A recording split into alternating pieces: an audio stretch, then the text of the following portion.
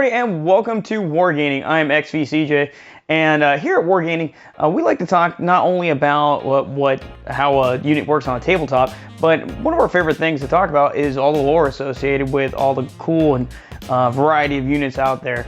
But we do also like to talk about the second part of our name, gaining.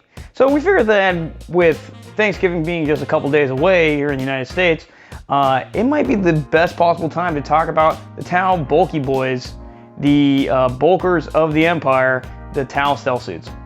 This will actually be my first unit review of a Tau battlesuit. Everybody thinks about the Tau Empire, they usually think of like the XV-8, the Riptide, and the battlesuits because they're the Gundam Weebos of the 40K universe. But this will actually be my first chance to review a Tau battlesuit, and the Stealth Suits are my favorite unit in the Tau Empire. If you haven't had a chance to check out our previous unit reviews for the Tau, they should be located up right here, somewhere in this area, right there. You go ahead and give those a look and give them a like as well.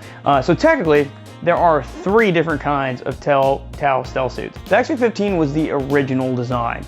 They're the smallest of the Tau battle suits. The 1 in the front of the number designator being its weight class, while the 5 indicates it's in full production mode.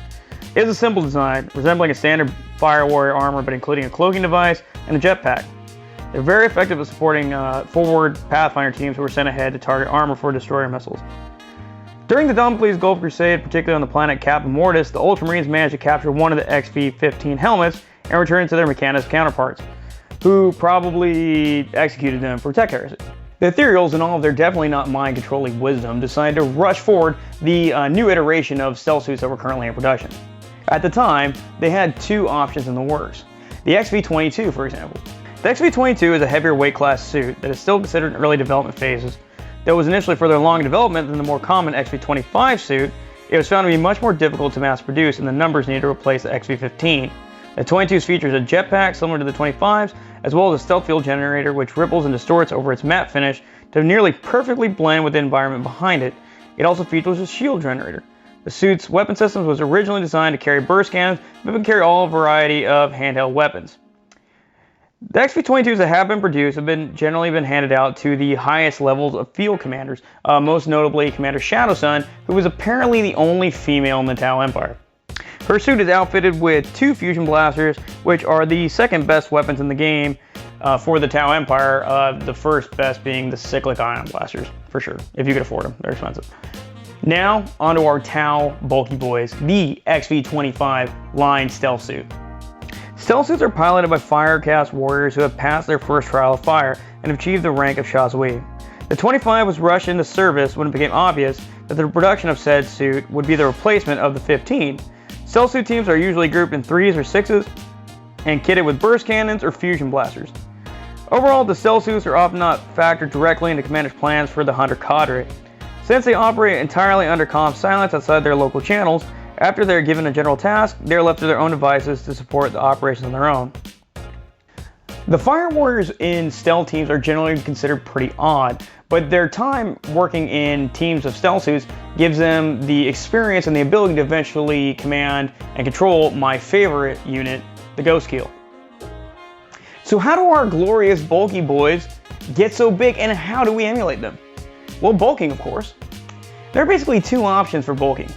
Option 1, you go home, you eat and drink whatever the fuck you feel like, and you avoid cardio the same way women avoid a Games Workshop store. Option 1 is definitely the more fun option, but the biggest problem with that is you're definitely going to put on a lot more fat than if you go along with option 2. Option 2 is called macro tracking. Macro tracking is a great way to understand exactly what is going in your body. And when we say macros, we're referring to macronutrients. Macronutrients being proteins, fat, and carbohydrates. So to start off, to macro track, you need to figure out what your total daily energy expenditure is. I'm going to put a link down below in the description that's going to take you to a website where you could that'll help you calculate your TDEE, or total daily energy expenditure. From there, you need to get a food scale because you need to weigh your food. You're not going to be able to accurately track your macros unless you know exactly what is going in your body. It's definitely not the easiest thing to do, and it can be quite tedious, but it is the best way to add muscle while adding a minimum amount of fat. When you hear people talking about macro splits, what they're talking about, again, is those macronutrients and the percentage of each macro in their diet. So a very common macro split for a bulking diet is going to be 40% protein, 30% fats, and 30% carbohydrates. Now, we want to try to, if we're going with option 2, which is, again, less fun, 100% less fun. If we're going with option 2, though, we want to minimize the amount of unhealthy macronutrients we're putting in our body. So we're going to try and go along with either grass-fed beef, chicken breast, chicken thighs, so we get that extra bit of fat in our diet, and using real vegetables and corn and things like that for those carbohydrates.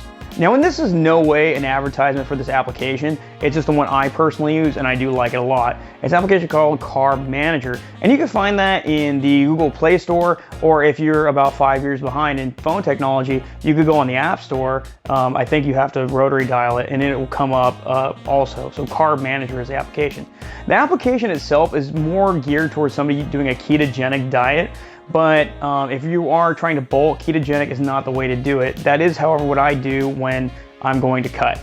But this is bulking season because it's winter and we need warmth. The overall goal of option 2 is a clean bulk as opposed to option 1, which is considered a dirty bulk. We're trying to put as much lean mass on our bodies while minimizing the amount of fat that we're actually going to have to try and remove during cutting season.